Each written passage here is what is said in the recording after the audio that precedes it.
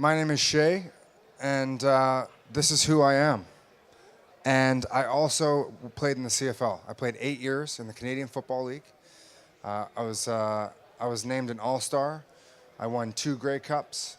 I was 21 years old, living the high life, having a great time. And as Jack mentioned, I've now repurposed my identity as someone who is a men's health advocate. And I'll get to the reason why soon. But really, what it was all about was my entire life, I was telling myself a story over and over and over again that I wasn't good enough, that I wasn't smart enough, that I didn't have the guts to be the best man I could be every single day. When I was a young boy, at the age of 5, I was abused.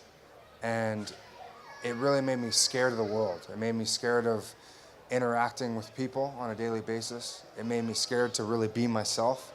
It made me scared of, who I was, because I wasn't really sure what I had gone through and where that fit into the masculinity standpoint or the masculinity spectrum.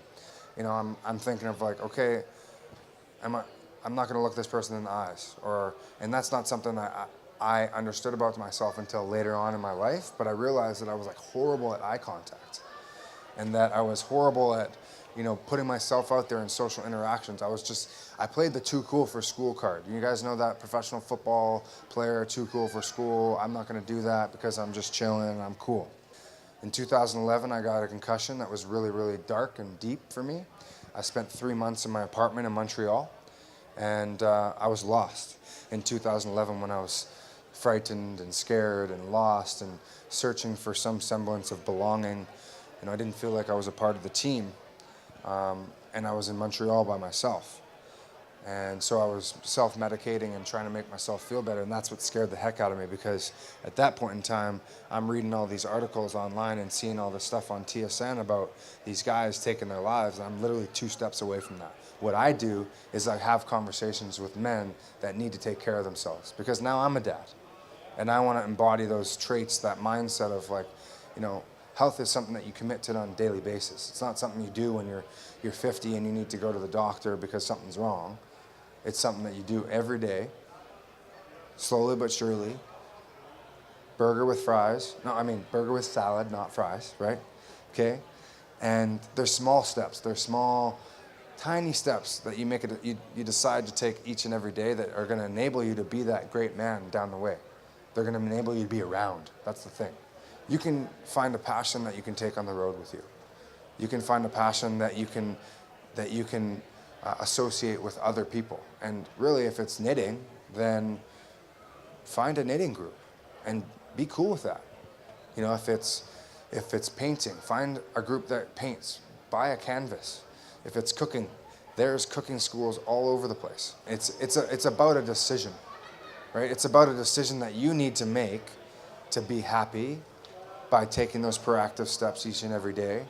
And it's a decision that you need to make to be healthy, right? It's your diet. It's your physical activity level.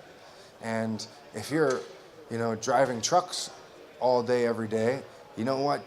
Taking a break at a rest stop and doing a 15-minute hit where you're doing body squats and sit-ups and pull-ups on the tree. Like, you can do anything, anywhere, and that comes up all the time, and it's really about, like, okay, you gotta acknowledge that and say, okay, now you have a group of people, maybe it's your colleagues or your friends or your family that know that you have that limiting belief about yourself.